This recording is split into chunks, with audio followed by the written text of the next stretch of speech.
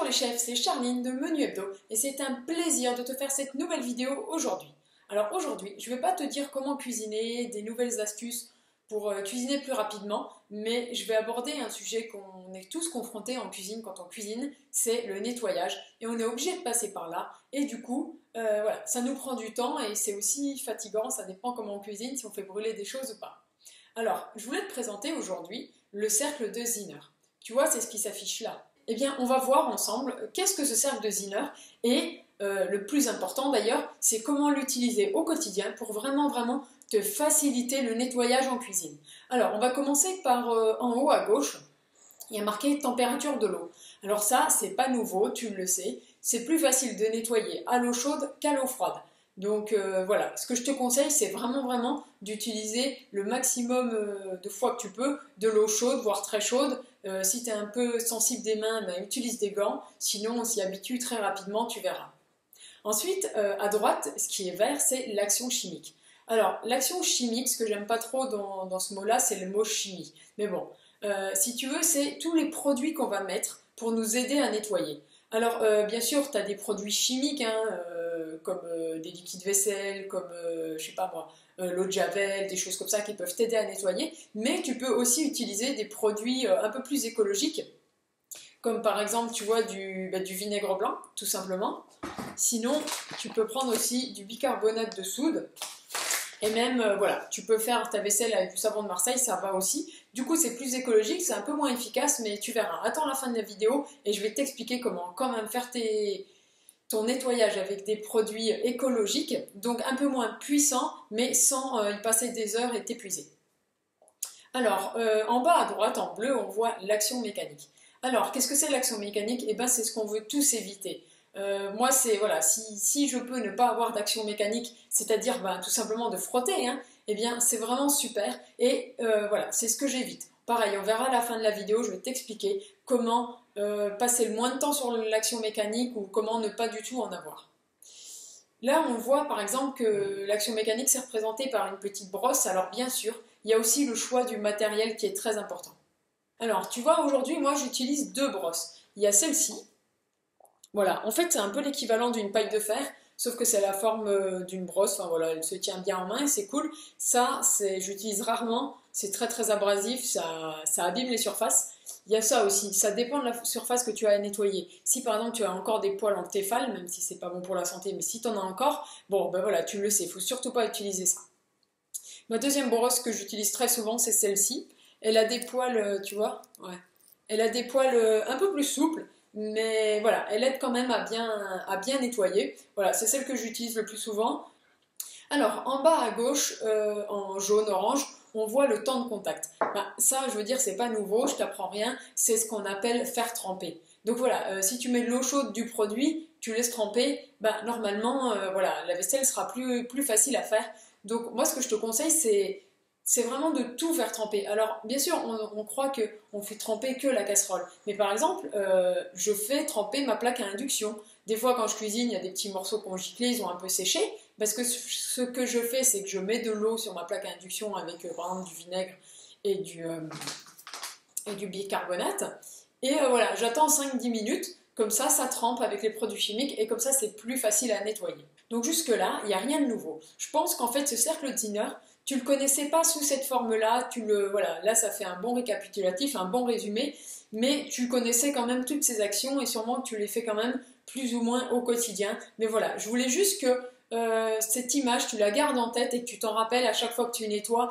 Voilà, peut-être que tu as raté un élément de ce cercle.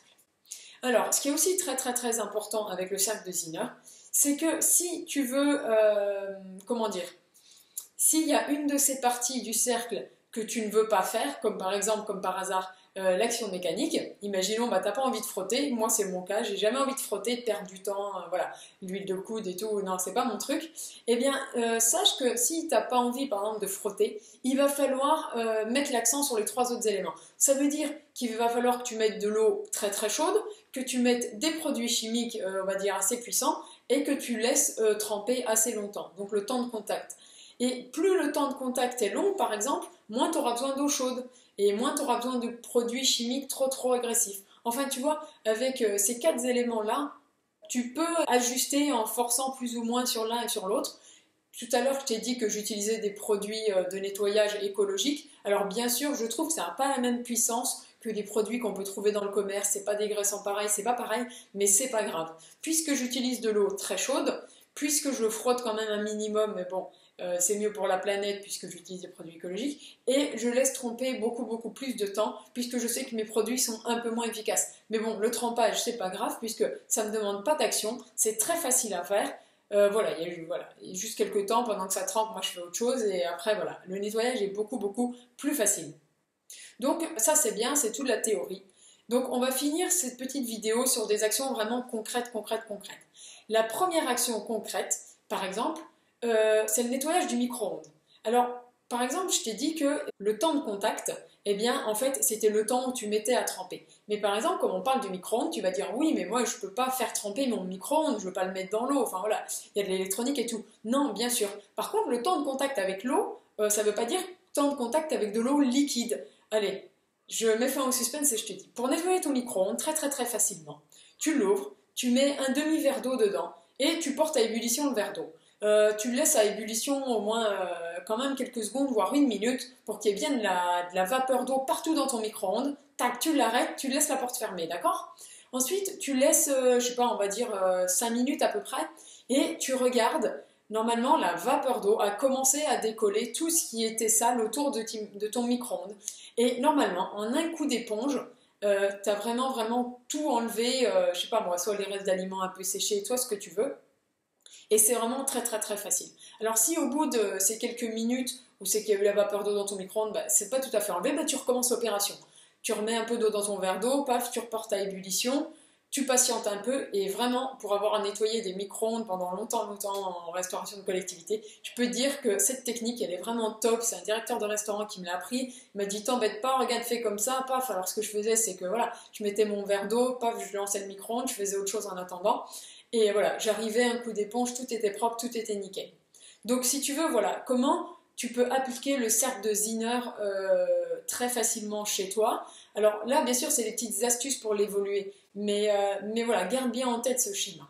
Autre astuce, par exemple, si tu fais du caramel ou des confitures, et bien tout ce qui est très sucré, ça colle énormément à la casserole. Alors bien sûr, tu peux, enfin je sais pas, si tu fais 10 litres de confiture, tu peux mettre 10 litres d'eau chaude dans ta casserole et faire tremper. Mais ça fait quand même user beaucoup d'eau. Ce que tu peux faire aussi, c'est mettre un fond d'eau dans ta casserole de confiture encore bien chaude. Tu portes ça à ébullition, ça ne devrait pas prendre beaucoup d'énergie puisque ta casserole est déjà très chaude. Tu mets un couvercle et tu laisses à ébullition, alors à petite ébullition, histoire que comme le micro-ondes, il y ait de la vapeur d'eau dans ta casserole. Et comme ça, tu verras, que ce soit caramel ou confiture, tout va vraiment très facilement se décoller lors du nettoyage. Et ça te facilite vraiment la vie, parce que imagine, entre frotter ta casserole de confiture ou ta casserole de caramel, et juste la mettre sur ta plaque, avec la plaque, je sais pas moi, sur puissance 4 ou 5, ça dépend un peu de ta plaque, et laisser agir la vapeur d'eau, ben ça n'a vraiment rien à voir et tu vas vraiment gagner du temps en cuisine. Ce que je peux dire, tiens, par exemple, si tu fais un gratin dauphinois dans ton four, tu mets le lèche-frite, bon voilà, donc tu le mets dans ton four sous ton gratin dauphinois si tu as peur qu'il déborde.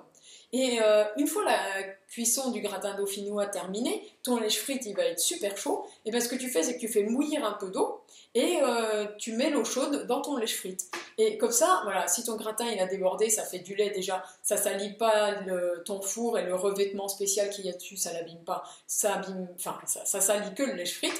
Et comme tu auras ajouté de l'eau chaude sur ton lèche-frite déjà chaud et que ton four est lui aussi chaud, eh bien t'imagines bien que là on a, si on reprend le cercle de Zinner, la température de l'eau elle y est, l'action chimique elle y est si tu mets un produit, mais le temps de contact il va y être, et vraiment juste cette température et ce temps de contact pour enlever une simple tache de lait qui a débordé de ton gratin ou de crème, eh ben, tu verras que ça te facilitera vraiment énormément de nettoyage. Donc voilà, on arrive à la fin de cette vidéo.